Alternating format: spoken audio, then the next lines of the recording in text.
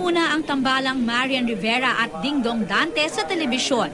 Matapos ang kanilang pagsasama sa My Beloved, magkakaroon sila ng ibang katambal. Si Dingdong sa unang pagkakataon ay ipipair kay Kylie Padilla sa primetime series na Harang.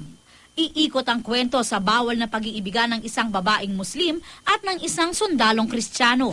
Dahil first time na magsasama, naiilang pa sa isa't isa sina Dong at Kylie. A big honor. Thank you. Napamayag siya. Ano ba naman?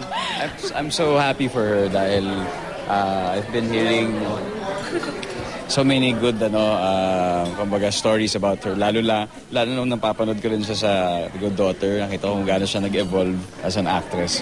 That's why sobra excited ako sa role na to para sa kanya. Malaking bagay din na magkakaroon kami ng workshops, diba? Tsaka mga activities na ganito.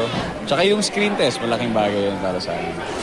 Sa GMA adaptation naman ng Korean novelang Temptation of Wife, si Marian ang bibida bilang mabait at martir na asawa na si Angeline. Pinanood pa raw ni Marian ang buong Korean novela para paghandaan ang kanyang role. Ito talaga yung character na hinihingi na talagang martir, sobrang bait. So, mag-challenge na naman ako. Ito na naman, panibago na naman, which is maganda para sa akin dahil excited talaga ako. Makakasama ni Marian si Dennis Trillo bilang si Marcel at ang bagong kapuso na si Rafael Rosel bilang Nigel. Siyempre yung excitement nandoon dahil wow, ang lalaki ng mga artistang kasama ko. Second, yung kaba.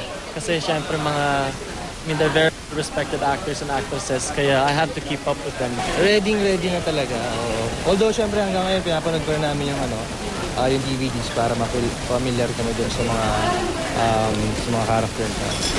Dahil magiging busy na sila sa makahiwalay na project, paano na ang bonding time nila Dong at Yan? In fairness naman kasi din sa kanya, talagang umi-effort naman talaga. At ako kahit nakaupo lang ako, dadating talaga siya. Siyempre pag may mga pagkakataon, kailangan sulitin na lang talaga. Kasi darating ng mga buwan siguro na talaga magiging busy sa trabaho. So at least yung mga panahon na wala masyadong ginagawa, nasulit talaga ng host.